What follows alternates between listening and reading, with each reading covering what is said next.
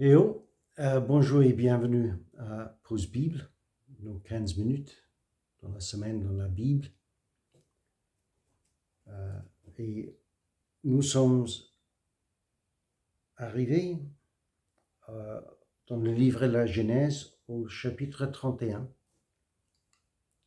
l'heure du départ de Jacob pour Canaan, d'après le sous-titre dans ma Bible seconde. Et comme d'hab, je lis de ma Bible seconde.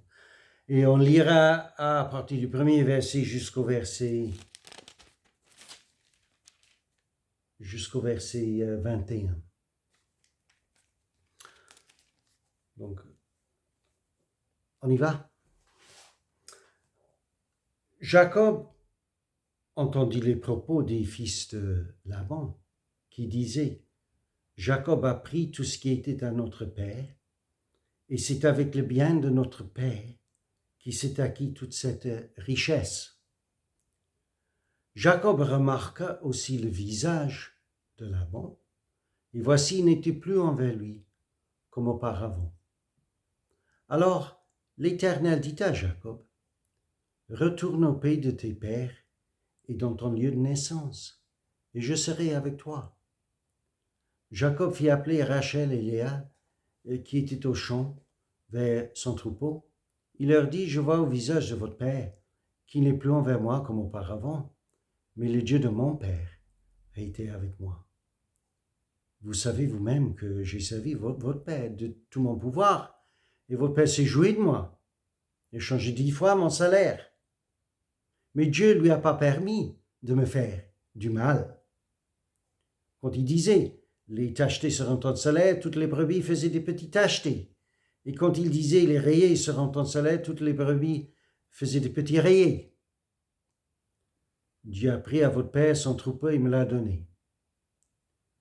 Autant les brebis entraient en chaleur, je levai les yeux, et je vis en songe que les boucs qui couvraient les brebis étaient rayés, tachetés et marquetés. Et l'ange de Dieu me dit en songe: Jacob. Je répondis: me voici. Il dit: lève les yeux et regarde. Tous les boucs qui couvrent les brebis sont rayés, tachetés et marquetés, car j'ai vu tout ce que tu fais là-bas. Je suis le Dieu de Bethel, où tu as oint un monument, où tu m'as fait un vœu. Maintenant lève-toi, sors de ce pays et retourne au pays de ta naissance. Rachel et Léa répondirent et lui dirent: Avons-nous encore une part et un héritage dans la maison de notre père? Ne sommes-nous pas regardés par lui comme des étrangers, puisqu'il nous a vendus et qu'il a mangé notre argent? Toute la richesse que Dieu a ôtée à notre père appartient à nous et à nos enfants. Fais maintenant tout ce que Dieu t'a dit. Jacob se levait et fit monter ses enfants et ses femmes sur les chameaux. Il amena tout son troupeau et tous les biens qu'il possédait, le troupeau qui lui appartenait, qu'il avait acquis à Padan-Aram. Il s'en alla vers Isaac, son père, au pays de Canaan, tandis que Laban était allé tondre ses brebis. Rachel déroba les téraphim de son père. Et Jacob trompa Laban, l'araméen, et en ne l'avertissant pas de sa fuite. Il s'enfuit avec tout ce qui lui appartenait. Il se leva, traversa le fleuve et se dirigea vers la montagne de Galade. Alors, qui ajoute valeur? Qui ajoute valeur dans notre monde, dans cette situation, ici? Est-ce que c'est l'agriculteur qui fait le boulot, et d'une manière assez inspirée, il me semble? Ou est-ce que c'est celui qui cherche à jouer de lui, jouer le marché, changer le salaire, profiter de sa puissance, profiter de sa situation pour détourner tout ce qu'il voit comme étant à lui? Or que ce n'est pas lui qui ajoute de la valeur, mais celui qui travaille honnêtement. Et avec tout son pouvoir, comme lui-même il a signalé. Il a signalé Jacob à ses femmes. Et ces femmes savent. Ces femmes qui sont bien sûr les filles de Laban, mais maintenant les femmes de Jacob, et elles savent qu'il parle avec droiture et avec vérité. Ils savent beaucoup plus que ça, qu'il a agi avec droiture et avec vérité, et ils ont eux-mêmes vu la vérité de sa réclamation. Et quand il leur dit que c'est son Dieu, le Dieu de son père, qui n'a pas permis à leur père de réussir avec toutes ces magouilles et toutes ces ruses pour profiter injustement de son service. Donc voilà l'expérience de tout le monde de la justice, de l'injustice et de la justice, l'expérience avant tout de Dieu qui, d'après Jacob, est intervenu, nous on ne le savait pas la dernière fois, mais on voit ici que c'était Dieu qui avait révélé à Jacob cette astuce d'élevage contrôlé quelconque qui lui a permis de faire multiplier son troupeau aux dépenses du troupeau de Laban. Et donc c'est Dieu qui fait profiter Jacob. Et c'est Jacob qui accrédite, qui reconnaît devant ses femmes que c'est Dieu qui l'a protégé, c'est Dieu qui l'a qui lui a donné la réussite et qui lui a récompensé, récompensé tout son service et tous les efforts qu'il a déployés auprès de son oncle, avec le troupeau de son oncle. Donc, oui, les femmes de Jacob sont tout à fait d'accord pour la séparation avec leur père et pour le départ.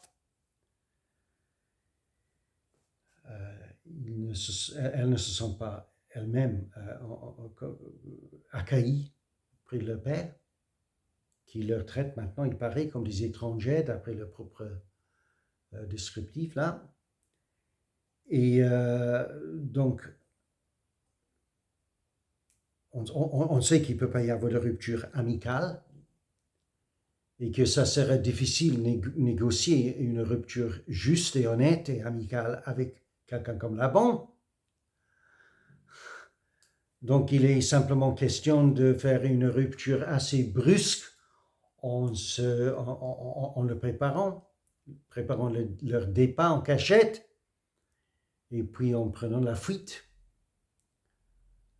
pour retourner vers le père de Jacob, vers Isaac.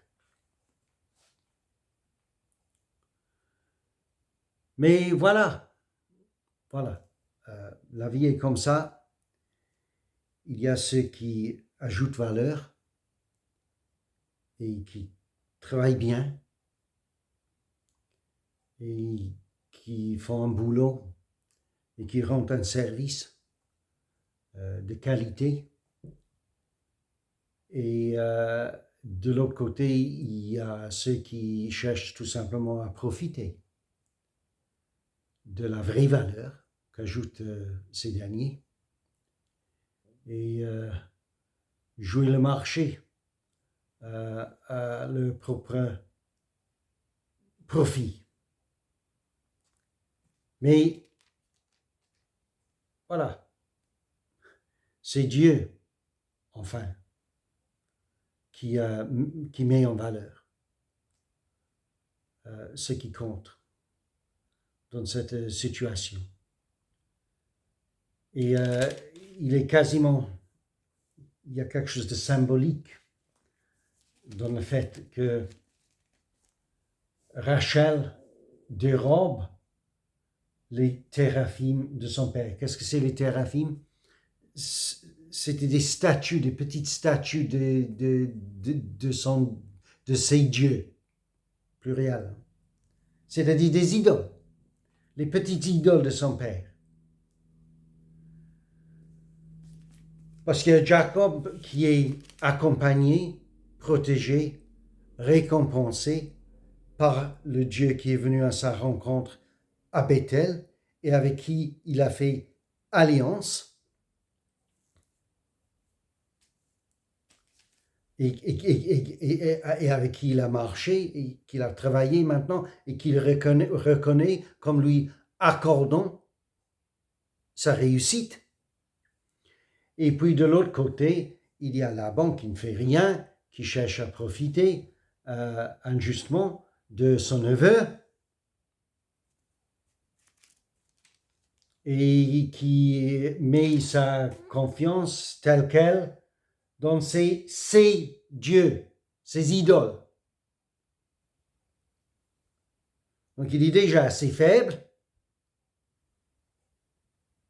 à ce niveau-là, le niveau principal, et pour l'affaiblir, il me semble, symboliquement peut-être, mais peut-être ça produira vraiment un effet de l'affaiblir davantage et ajouter à sa confusion sa fille, qui est maintenant la femme de Jacob, Rachel, elle dérobe ses idoles pour semer la panique et la confusion près de lui. Elle prend un risque, bien entendu, en le faisant, parce que déjà c'est parce que Jacob se ressent comme étant dans une situation précaire,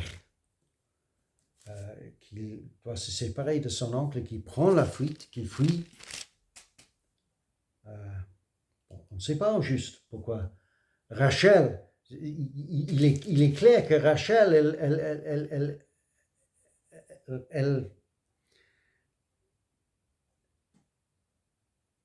elle parle de Dieu, du Dieu de Jacob. Elle parle de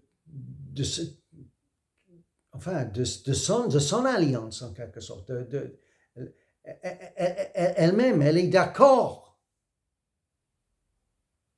avec Jacob pour tout ce qu'il a à montrer, tout ce qu'il a à dire au sujet de son Dieu.